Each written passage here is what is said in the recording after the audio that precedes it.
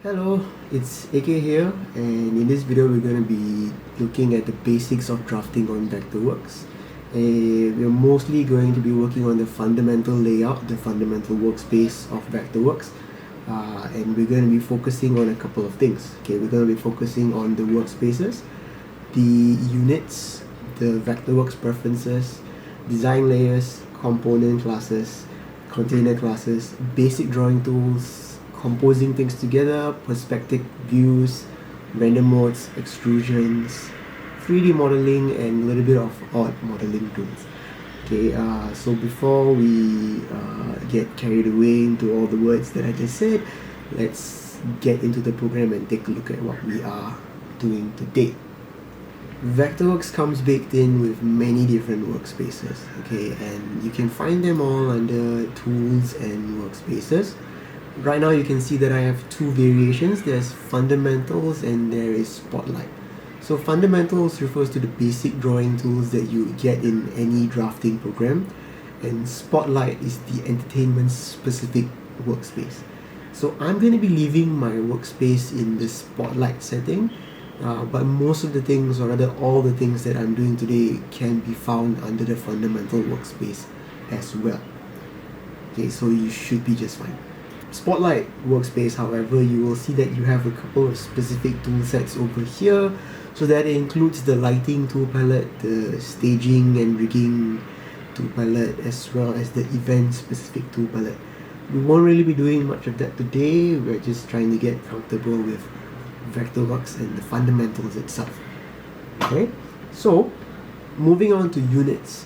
Okay, because drafting tends to be an international thing, it can be in metric or imperial, so we want to make sure that we are drafting in the correct units, and you can do this by looking under document settings over here and just look for units.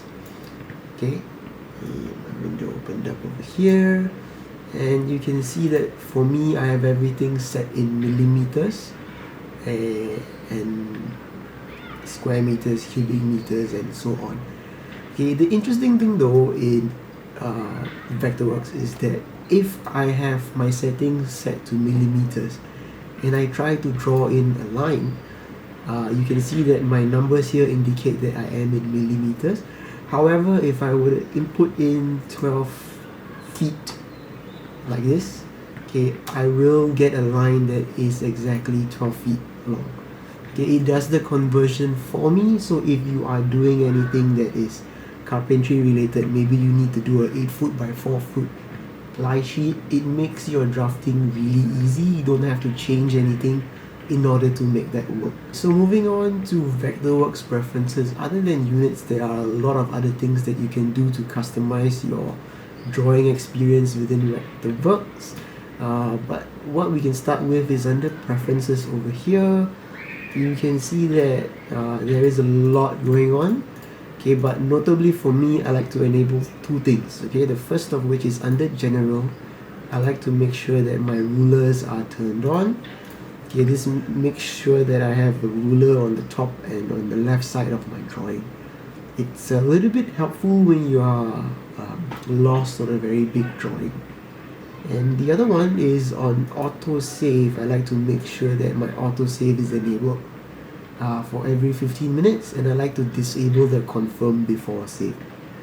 The thing to note is it is actually a very useful feature, but it is very annoying when it keeps popping out in the middle of my drafting process. So I like to leave that enabled but unchecked, so that it just does its saving in the background without bothering me. Okay, so then we move on to design layers. Okay, so in order to get used to the working process within Vectorworks, you need to understand that Vectorworks likes to classify its drawing into components, and one way that it classifies this is using design layers. Okay, and you can find all this inside your navigation tool palette, which is over here, and you can see them over here. We got classes, we got design layers, sheet layers, viewports, saved views, and references. Okay, so the one we're looking at right now is design layer, and in here you can see that I have one design layer. Okay, at first glance you may think that it's actually the same as layers on an AutoCAD style drawing drafting program, but there is one critical difference, and that is that design layers come baked in with elevation. And what I mean by that is, let's say that I am looking at my drawing in a 3D perspective. Okay, and let's just say for argument's sake I drop in a symbol. Okay, and my symbol is going to be let's say we're using a amplifier. Okay, so we have over here let's pick something that maybe we should do yeah, okay, we have this guy. Okay, so just give Vectorworks a moment to download, and then you see that I have mine.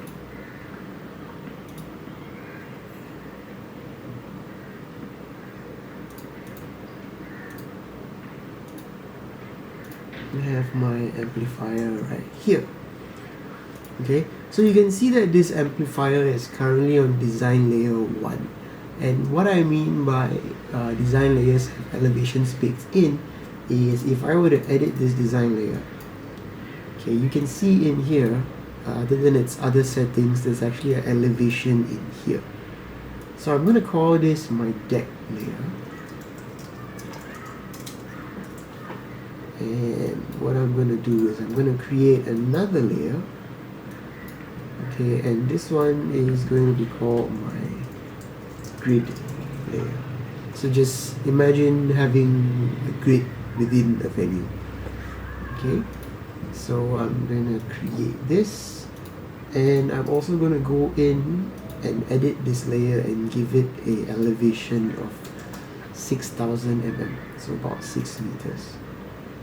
Okay, so firstly you can see that you can only have one layer selected at a time. So because my amplifier is on the deck layer, you can't see it very well on the grid layer.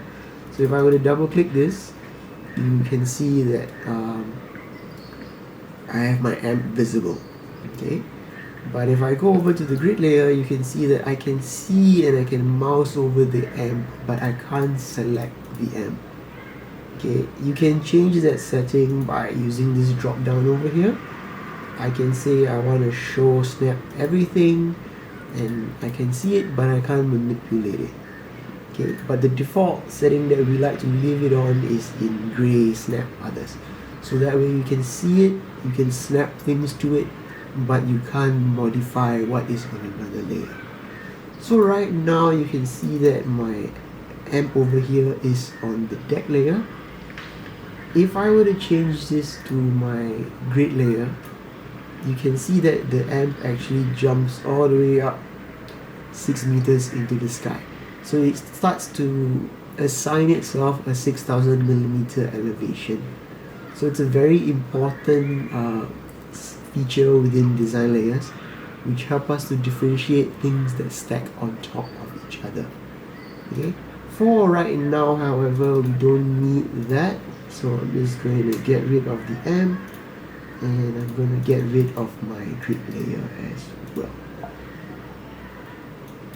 Okay, and we're going to go back into my top view.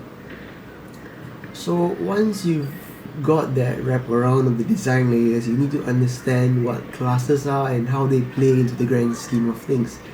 Okay, and classes are interesting. Okay, so there are two kinds of classes. Okay, there are component classes and there are container classes.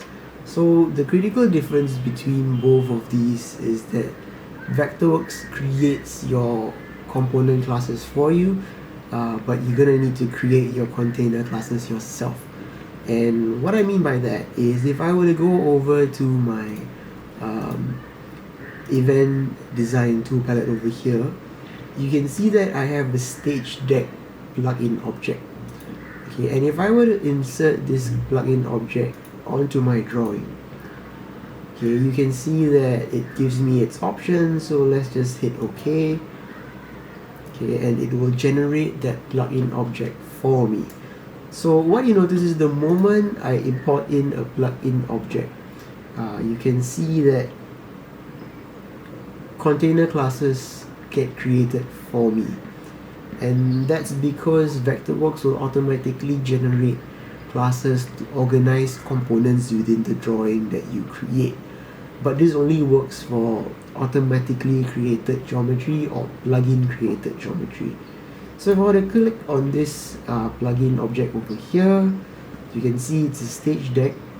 Okay, if I scroll down, there is an option for classes, and if I were to hit classes over here, you can see that there is a class prefix, and I can just assign default classes with prefix, and that assigns for me all the different components of this stage deck so that you can modify and manipulate them later on. Okay, so hitting OK will create these classes for me, and if I were to look at this in an isometric view, you can see how turning the different layers, or rather classes, off over here manipulates my drawing accordingly. Okay, so that's where I need to quickly say that while it gives you a way to manipulate the components of the drawing, it doesn't let you manage the drawing as a whole.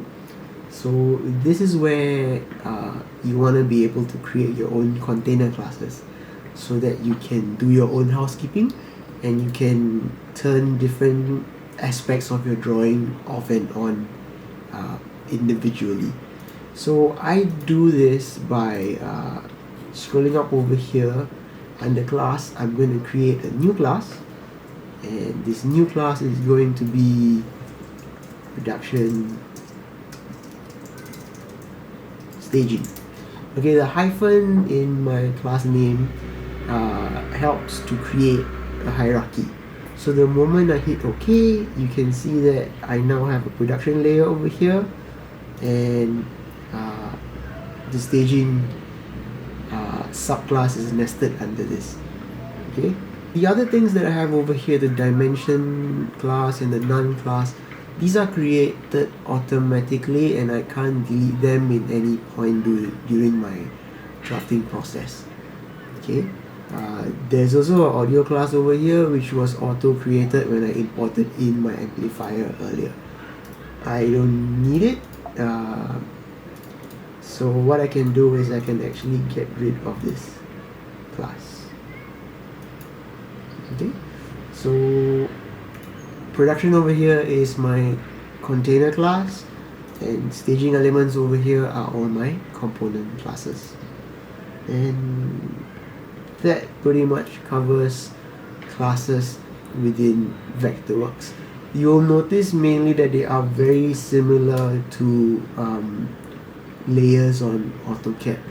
So that's that important understanding that you need to have before we go any further into drawing. So then we move on to basic drawing tools, and this is probably the biggest chunk of what I'm going to cover today. And what you need to understand is that in Vectorworks we take a slightly different process to draw objects than in comparison with something like AutoCAD. So AutoCAD uses a dynamic input interface, which means you type in what you want. In Vectorworks, you click, you modify, and then you click again to input in the object that you want. So if I want to draw a line, I will click on the line tool over here, and then you can see that in my options over here I have two different ways to draw a line. You can actually mouse over the tools to see what kind of tool mode you're talking about. Okay, we have the vertex mode and we have the center mode. So vertex mode, as the name implies, is basically telling you to click once, move, and then click again. Whereas the center mode is telling you to click once and then move, and the line moves symmetrically in both directions, starting from the center point that you first clicked. Okay, so other than using these two tools to draw your objects, you can also use the input.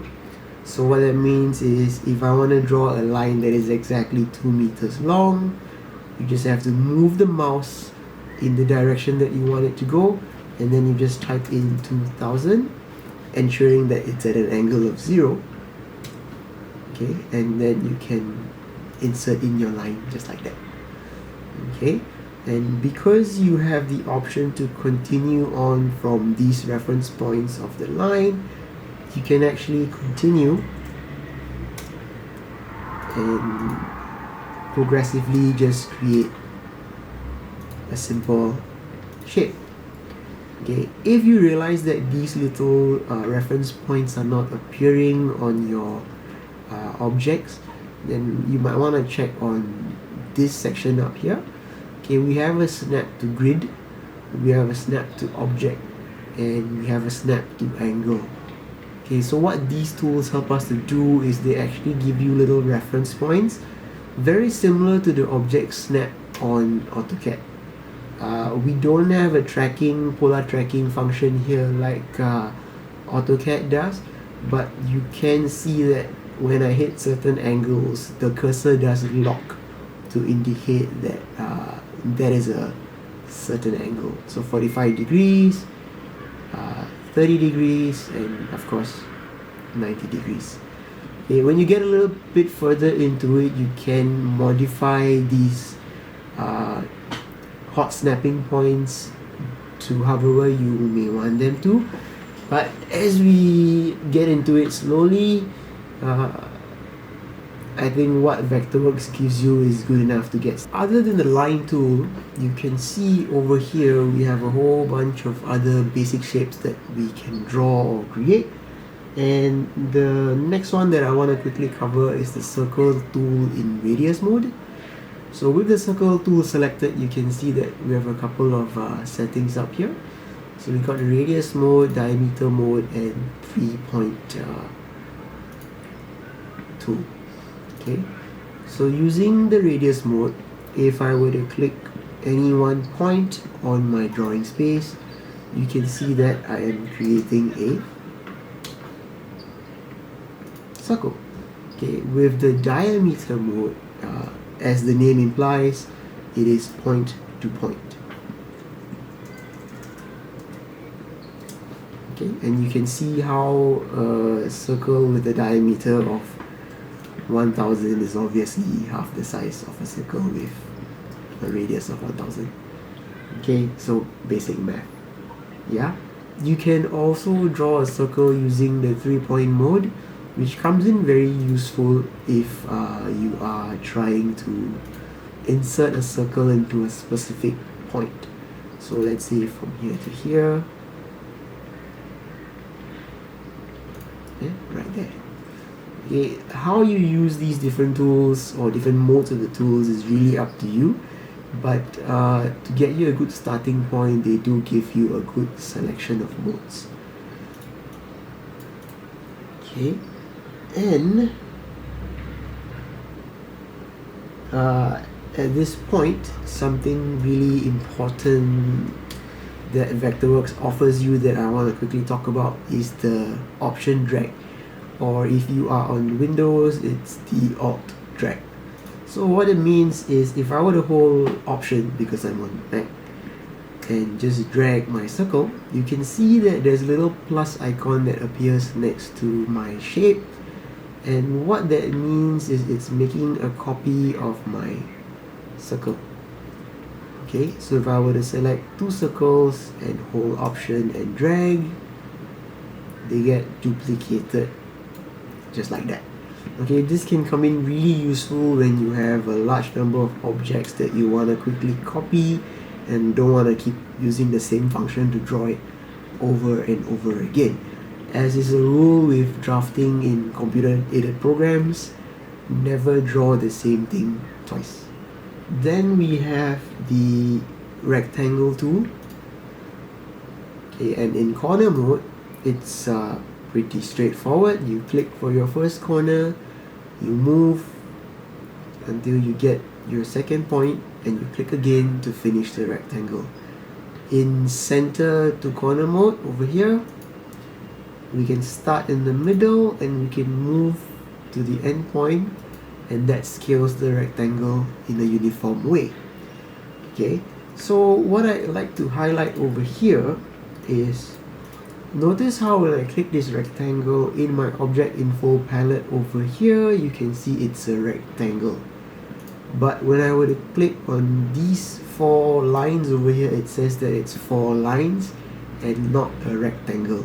So there is a difference. Just because you draw in 4 lines and connect them together, that does not make them a rectangle. Okay? They do not connect together, and when they do connect together, you can see that Vectorworks automatically fills in the area in the middle to tell you that it's a solid object. Then we move on to the idea of creating solid objects from random shapes. Okay, so over here you can see that I have 4 lines like I highlighted just now, and what we want to do is we want to turn these 4 lines into one solid object. And this is actually pretty easy. All you gotta do is go into your modify menu over here, scroll down and compose it together, and you can see immediately it fills out and it now says that this is a polygon. Okay, it's a polygon, not a rectangle, because Vectorworks isn't sure how many lines it connected together. So to put it on the safe side, it is a polygon. Okay, and this is where we can actually play with these shapes to come up with a couple of interesting secondary shapes, I would say.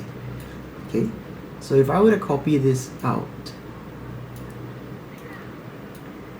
okay, and remember all I'm doing is just holding Option and dragging. If I were to overlap these 2 shapes, you can see that it says that these are 2 independent shapes and they do not intersect each other. Okay, they do however overlap.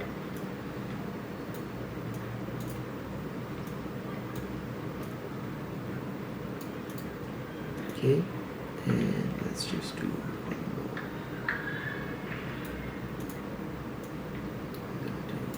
This. Okay, so you can actually very quickly fuse 2 overlapping shapes together to create a more complex shape. And how we do this is we select both shapes like this, go into modify and scroll down and just click on add surface. Okay, what I really like about Vectorworks is as you mouse over these things, you can see that it actually gives you a pop-up to tell you what each function does. It really makes things easy for you when you get a little muddled and you don't know what's going on. Okay, so I'm going to add the surface together, and you can see immediately it becomes one solid object. Okay, so that's the first way. The second way is you can select 2 overlapping shapes and you can go to modify and you can click surface, and what that does is it cuts out the 2 shapes using the overlapping section. Interlap. Okay, this is really handy if you're trying to do carpentry related drawings. If you want to create maybe a unique type of joint, this makes things really very quick and dirty. Okay, and the final one is we can use modify and intersect surfaces. Okay, and what that does is it creates a new shape based on the overlapping portion of my 2 shapes.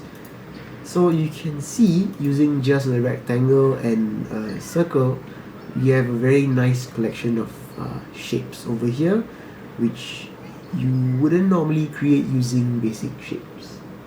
Okay, and so from here we move on to perspectives and the concept of looking at a drawing from many different directions. So obviously this is in a plan view, it's a top-down view, as you can see over here. If I would toggle this to a front view, you can see there is nothing because it is a 2D drawing. If you were to toggle this into a left side view, again you see that it's nothing. Okay, but what's interesting is if you go into an isometric view, okay, you can see how the drawing would look in a 3D perspective. And what's particularly interesting about this is in Vectorworks everything is drawn in 2D, but it can very easily be pulled into a 3D perspective, and that makes the idea of drafting that much more simpler and smoother. So moving on, what we're going to do is we're going to extrude these objects into a 3D model. Okay, and you can do this by selecting the 3D modeling tools within Vectorworks. Okay, you can either click on an object and go to model and work from there, or you can look for the modeling toolset, which is over here. Okay, it's the twisted shape, and in here we have push and pull. Okay, and what this does is, as the name implies, it allows you to pull. Okay, it's really very simple, and you can do this to just about any object.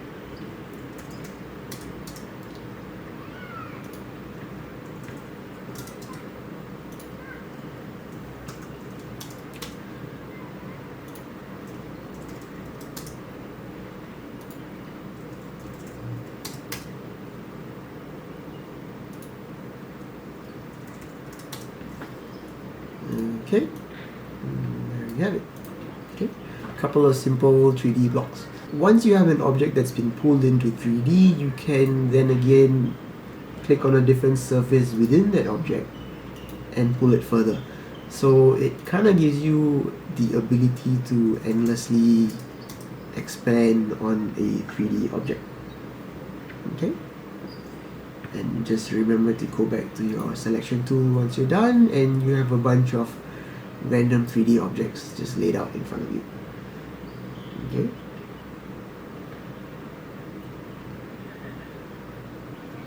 It's also important to remember that if you were to have a simple polyline, so just a line,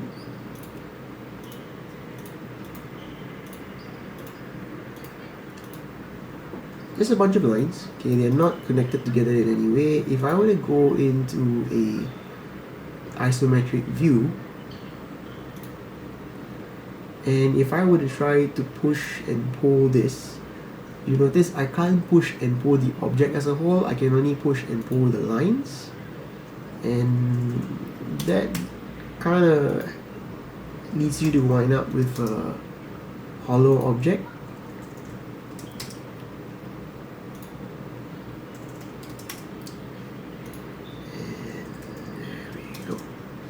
Okay, so it's not the same as extruding out a solid 3D or rather a composed object.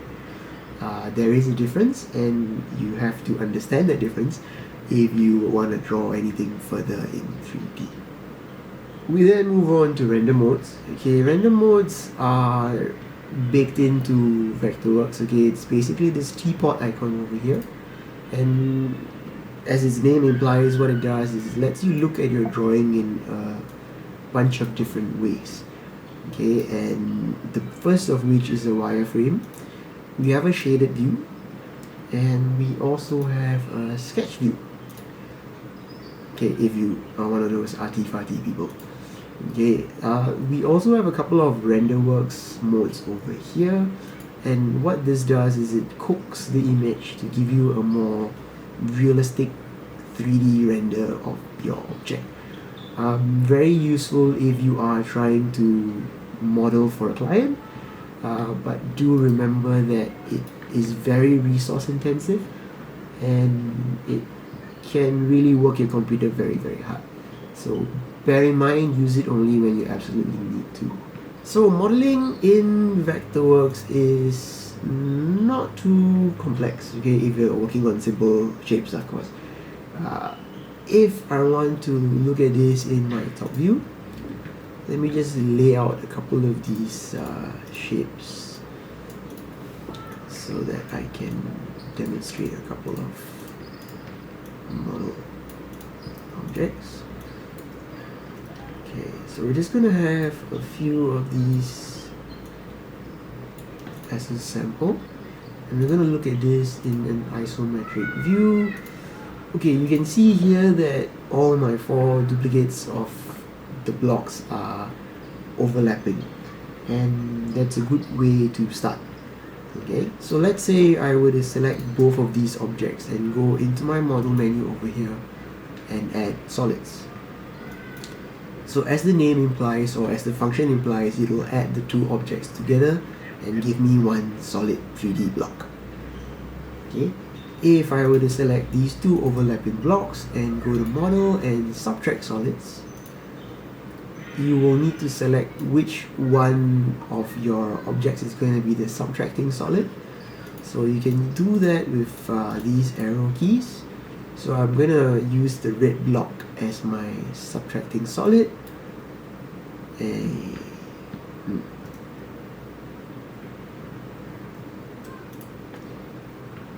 Okay, so you can see that I have 4 identical 3D blocks over here. And what I'm going to do is I'm going to select these 2 blocks and go to model and add solids together. And you can see what happens is they get fused together to become one solid block. Okay, I can select these 2 blocks, and under the model menu we go over to subtract solids, and you are told to pick the object that you want to keep. So what that means is I can either choose to keep this portion, the circle, or this portion, which is the straight block. So I'm going to keep the circle. You can also see there's an option to retain the subtracting objects, but we won't go into that right now. And I'm going to hit OK, and you can see that Vectorworks has helped me cut out a very nice block of my circle. Okay, and the third option over here is to intersect.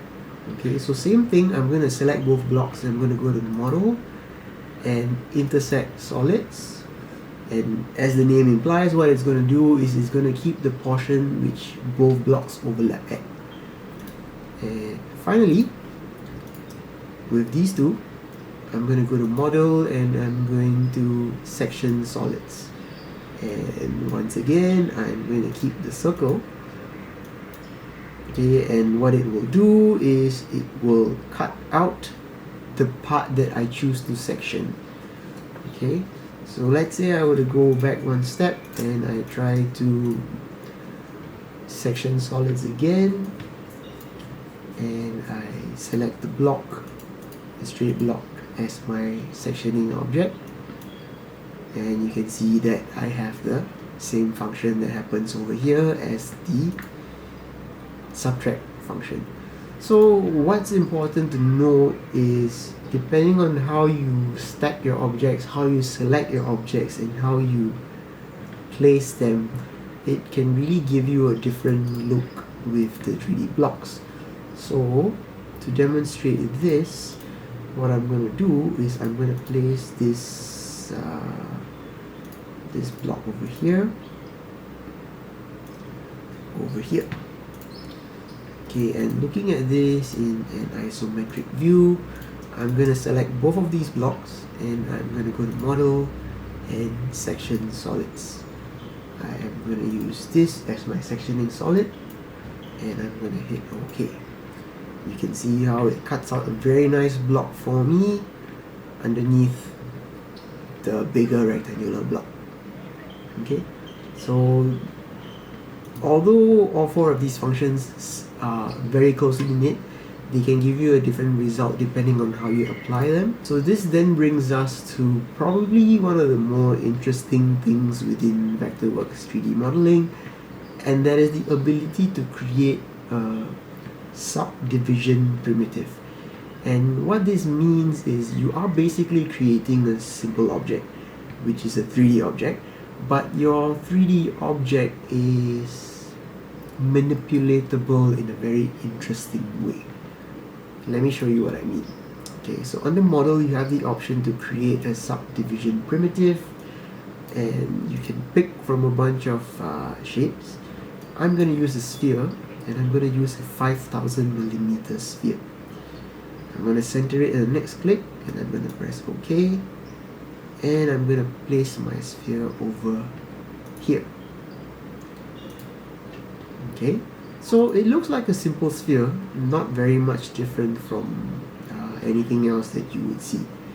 But what's interesting is if I were to double click on it, it lets me manipulate one face or one line of the shape at a time. So let's say I were to click on this guy and move it in. You can see how the shape slowly allows me to manipulate it the way a regular 3D block wouldn't allow me to. So let's say I will click on this point, view it over here,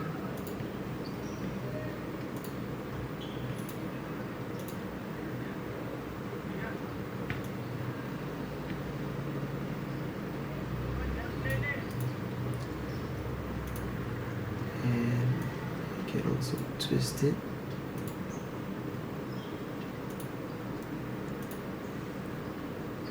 And just slowly modify it however you see fit.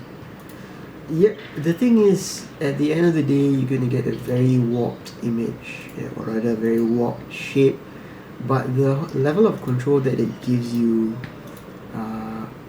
in modifying your 3D block is something that you can't quite create with any other basic 3D shapes.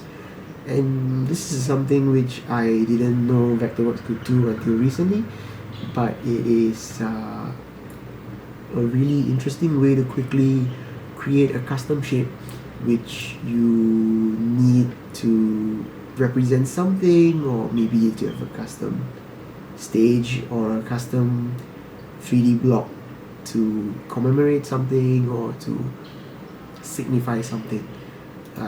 Once you're done though, just double click outside and you get a really weird shape. Yes, these are all many different components to putting together a bigger 3D block, but they are a good way to get started with understanding how Vectorworks works. So that about wraps up the basic tools of Vectorworks Fundamentals. Explore a little bit more on your own, and we will look at building a venue out using the building shell tool and the building shell tool sets in the next video. Okay, so we'll probably be importing in a PDF or DWG to start with that. Okay, so see you then. Bye.